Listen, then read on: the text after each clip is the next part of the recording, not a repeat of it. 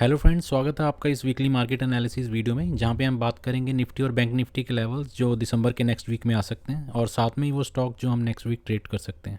तो सबसे पहले बात कर लेते हैं निफ्टी की। ये निफ्टी का डेली चार्ट है और लास्ट टाइम जब हमने वीडियो बनाया था तब वहाँ पर निफ्टी ने जो क्लोजिंग दी थी वो लगभग 18,700 के आसपास दी थी। और तब हमने कहा था कि अगर ये 18,600 तोड़ के नीचे जाता है तो ये नीचे वाले चैनल में एंटर हो जाएगा, जहाँ पे इसका फर्स्ट सपोर्ट 18,350 के आसपास है। तो उसके बाद मंडे को निफ्टी ने एक बार 18,600 तोड़ा, बट फिर वहाँ से इसने सपोर्ट लेके क्लोजिंग दी। सेकंड डे इसने फिर उसी लेवल के आसपास क्लोजिंग दी। थर्ड डे इसने तोड़ के 18,600 के नीचे क्लोजिंग दी।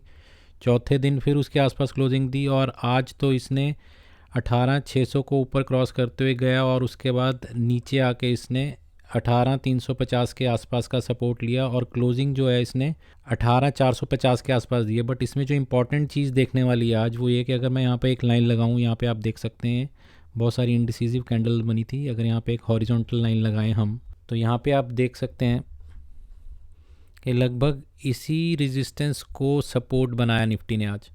तो सिर्फ ये ही एक छोटा सा पॉजिटिव साइन है निफ्टी के लिए। बाकी आप देखेंगे पिछले 5 दिन से ये 18,600 के लेवल्स को होल्ड नहीं कर पा रहा और इस ट्रायंगल का जो एंगल भी आप देखेंगे ये बार बार इसी का रेजिस्टेंस ले रहा है। और एक और आपको इंपॉर्टेंट चीज़ मैं यहाँ पे दिखाता हूँ, और अगर हम इस बॉटम से एक ट्रेंड लाइन लगाएं तो आप देखेंगे कि ये इस ट्रेंड लाइन का भी जो है इसने आज सपोर्ट लिया है।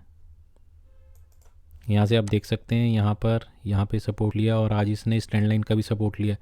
तो ये सिर्फ एक दो चीज़ें ही पॉजिटिव निफ्टी के लिए, बट बाकी जो नेगेटिव चीज़ें हैं वो मैंने आपको बता दी। सबसे पहले तो इस ट्रायंगल की ट्रेंड लाइन के रेजिस्टेंस ले रहा है ये, ठीक है। दूसरा 18,600 के नीचे अब इसने क्लोजिंग दी है, तो ये इस चैनल के अंदर एंटर हो गया जहाँ पर इसका जो बेस है या नेक्स्ट सपोर्ट है वो है 18,350 का। ये भी टूटता है तो हम 18,200 भी देख सकते हैं। और तीसरी नेगेटिव चीज़ अगर आप यहाँ पे देखेंगे RSI ऑलरेडी 60 के नीचे आ चुकी है, तो निफ्टी ओवरऑल काफ़ी वीक लग रही है। अब निफ्टी में लॉन्ग करने की सिर्फ एक ही कंडीशन है कि ये 18,600 के ऊपर मिनिमम 1 आवर की कैंडल क्लोजिंग दे, तभी निफ्टी के अंदर लॉन्ग होना है।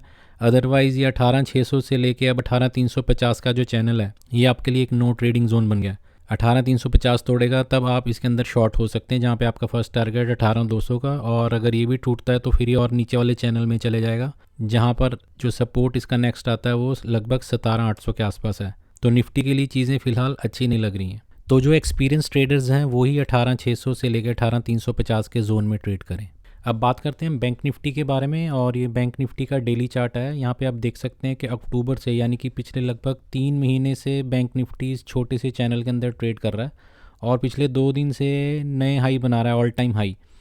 और आज जहाँ से इसने रेजिस्टेंस लिए जिस लेवल से, वो लेवल हमारी टीम ने ऑलरेडी अपनी वाइब्रेशन शीट के अंदर दे रखे थे। हालांकि अनचार्टेड टेरिटरी है, कभी भी बैंक निफ्टी इन लेवल्स पे नहीं आया, बट हमारी टीम ने काफ़ी मेहनत से ये इमोशनल वाइब्रेशन नंबर्स निकाले और उसको रिस्पेक्ट किया और वहाँ से काफ़ी अच्छा प्रॉफिट आया।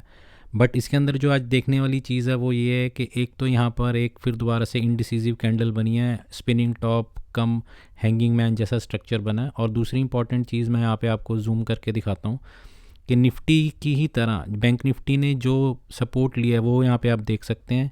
इन सारी रेजिस्टेंस का ही वो उसने सपोर्ट बनाया है। यहाँ पे अगर मैं लाइन लगाऊँ, यहाँ पे मैंने जी देखिए जो लाइन लगाई है इसे मैं थोड़ा डार्क कर देता हूँ, ब्लैक कलर का कर देता हूँ। तो आप देखेंगे ये जो रेजिस्टेंस था पहले, जहाँ पे बैंक निफ्टी जिस रेजिस्टेंस को पार नहीं कर पा रहा था 5-6 बार, उस रेजिस्टेंस को कल बैंक निफ्टी ने पार किया और आज उसी को सपोर्ट बना लिया। सो ये चेंज इन पोलैरिटी हो चुकी है बैंक निफ्टी के अंदर, जो कि एक पॉजिटिव साइन है। बैंक निफ्टी की स्ट्रेंथ दिखा रहा है ये। और यहाँ पे आप RSI भी आप देखेंगे तो बहुत ही शानदार है। सो बैंक निफ्टी के मुकाबले बहुत स्ट्रांग दिख रही है। बट अगर निफ्टी नीचे गई तो हो सकता है ये भी बैंक निफ्टी को ड्रैग करके नीचे ले जाए। बट फिलहाल जो है निफ्टी काफ़ी वीक है और बैंक निफ्टी बहुत स्ट्रांग, तो दोनों ही अपोजिट डायरेक्शंस में है। सो बैंक निफ्टी के लिए भी जो है वो आपका ट्रेड इजी हो गया है। आज जो इसने सपोर्ट लिया है 43,360 के आसपास, आप राउंड फिगर में 43,350 लगा लीजिए। अगर इसके नीचे बैंक निफ्टी 1 आवर की कैंडल क्लोजिंग देती है तो हम इसके अंदर शॉर्ट में बैठ जाएंगे, जहां पर आपका फर्स्ट टारगेट है वो लगभग 43,000 के आसपास आएगा और जो सेकंड टारगेट है वो आपका आएगा लगभग 42,900 और तीसरा टारगेट जो है वो 42,650। सो ये 3 टारगेट हैं। अगर बैंक निफ्टी जो है 43,350 के नीचे 1 आवर की कैंडल क्लोजिंग देती है। अदरवाइज़ फ़िलहाल इसके अंदर कोई भी वीकनेस नहीं दिख रही है। और ये हमारी दिसंबर मंथ की निफ्टी और बैंक निफ्टी की इमोशनल वाइब्रेशन शीट है और इसमें भी आप देख सकते हैं किस तरह से निफ्टी और बैंक निफ्टी दोनों के अनचार्टेड टेरिटरी के अंदर भी हमारे लेवल्स ने काम किया और किस तरह मार्केट ने उसको रिस्पेक्ट किया और हमारे मेंबर्स ने उसमें से प्रॉफिट बनाया। इसके अलावा भी हम बैंक निफ्टी और कई स्टॉक्स के इंट्राडे लेवल्स अपने टेलीग्राम चैनल पर देते हैं। तो अगर आप हमारे टेलीग्राम चैनल से अभी तक नहीं जुड़े हैं तो इसका लिंक मैंने डिस्क्रिप्शन बॉक्स में दे रखा है, आप वहाँ से ज्वाइन कर सकते हैं। तो बात कर लेते हैं उन सिलेक्टेड स्टॉक्स की जो हम नेक्स्ट वीक ट्रेड कर सकते हैं। इस लिस्ट में हमारा सबसे पहला स्टॉक है महिंद्रा एंड महिंद्रा। ये महिंद्रा एंड महिंद्रा का वीकली चार्ट है और यहाँ पे आप देख सकते हैं मार्च 2022 से ही इसने एक बहुत अच्छा अप ट्रेंड दिखाया था और उसके बाद ये 1335 के आसपास की एक रेजिस्टेंस ले रहा है पिछले कई वीक से। तो लगभग 1.5-2 महीने हो गए हैं इसे। और पिछले 2 वीक से अगर आप देखेंगे तो यहाँ पे एक शूटिंग स्टार बन गया और आज यहाँ पे एक स्पिनिंग टॉप जैसा स्ट्रक्चर बना दिया इसने। तो ये रेजिस्टेंस को क्रॉस नहीं कर पा रहा है। और यहाँ पे आप RSI भी आप देखेंगे तो अभी 60 के नीचे आनी शुरू हो गई है। तो ये ट्रेड भी हमारे लिए बहुत ही सिंपल है। अगर ये पिछले वीक का लो तोड़ता है जो कि लगभग 1247 है, इससे हम थोड़ा सा नीचे लेंगे। तो अगर इसमें थोड़ा सा बफर लगाएं तो अगर 1245 के नीचे ये स्टॉक आता है और मिनिमम 1 आवर की कैंडल क्लोजिंग देता है तो स्विंग ट्रेडिंग के लिए इसे शॉर्ट किया जा सकता है, जहां पर आपका फर्स्ट टारगेट जो है काफ़ी अच्छा आएगा लगभग 1120 के आसपास और दूसरा टारगेट लगभग 985 के आसपास। तो ये बहुत ही अच्छा ट्रेड हो सकता है क्योंकि यहाँ पे भी आप देखेंगे ये इस चैनल के अंदर है और इस चैनल से रेजिस्टेंस ले रहा है। तो मिनिमम फर्स्ट टारगेट आपका यहाँ पे चैनल के हाफ पे आएगा और अगर मार्केट के अंदर भी कमज़ोरी दिखी तो हो सकता है दोबारा से इस चैनल के बेस के आसपास आके सपोर्ट ले। तो काफ़ी अच्छा यहाँ पे आपको जो टारगेट मिल सकता है। इसको हम एक और तरीके से समझने की कोशिश करते हैं। यहाँ पे आप देखेंगे ये यहाँ पे रेजिस्टेंस लिया था और ये अब जैसा M जैसा स्ट्रक्चर बनने की प्रोसेस चल रही है। तो अगर 1245 के नीचे स्टॉक आया तो हो सकता है हमें यहाँ पे फर्स्ट टारगेट और उसके बाद हो सकता है यहाँ तक टारगेट हमारे को इसका मिल जाए। तो ये बहुत ही अच्छा स्विंग ट्रेड बन सकता है और यहाँ पे आपका स्टॉप लॉस होगा 1265। इस लिस्ट का हमारा दूसरा स्टॉक है ICICI बैंक। ये ICICI बैंक का वीकली चार्ट है और यहाँ पे आप देख सकते हैं कि बहुत ही अच्छे एक अप ट्रेंड के बाद यहाँ पर सितंबर के महीने में ICICI बैंक ने एक हाई बनाया था लगभग 930 के आसपास और उसी हाई को रीटेस्ट दोबारा किया था अक्टूबर के अंदर और वहाँ से इसके अंदर थोड़ी गिरावट आई थी और नवंबर में फिर दोबारा से इसने रीटेस्ट करके ये ऊपर भी गया बट फिर वहाँ से इसको रेजिस्टेंस आ गई और लास्ट वीक फिर इसने यहाँ पर एक हैंगिंग मैन जैसा स्ट्रक्चर बना दिया। तो ये रेजिस्टेंस है जो काफ़ी देर से काम कर रही है। तो ये भी एक आसान ट्रेड है हमारे लिए। लास्ट वीक का अगर ये लो तोड़ता है और 920 के नीचे 1 आवर की कैंडल क्लोजिंग आती है इसके अंदर तो हम ICICI बैंक में शॉर्ट करेंगे। हालांकि बैंक निफ्टी काफ़ी स्ट्रॉन्ग है बट उसमें सारे बैंक उतने स्ट्रॉन्ग नहीं। आप देखेंगे ज़्यादातर बैंक निफ्टी को ऊपर खींचने वाले PSU बैंक्स हैं जैसे बैंक ऑफ बड़ौदा हुआ या PNB बैंक या Canara bank, but private bank की उतनी बड़ी उसमें हिस्सेदारी नहीं है। सो इसलिए ICICI बैंक भी बहुत अच्छा एक कैंडिडेट हो सकता है शॉर्टिंग के लिए 920 के नीचे, जहाँ पे आपका फर्स्ट टारगेट आएगा 890 के आसपास और दूसरा टारगेट 840 के आसपास। और ये पिक्चर आपको यहाँ पे थोड़ी ज़्यादा क्लियर हो जाएगी अगर हम डेली चार्ट में जाएँ तो वहाँ पे आप देख सकते हैं कि RSI ऑलरेडी 60 के नीचे आ चुकी है।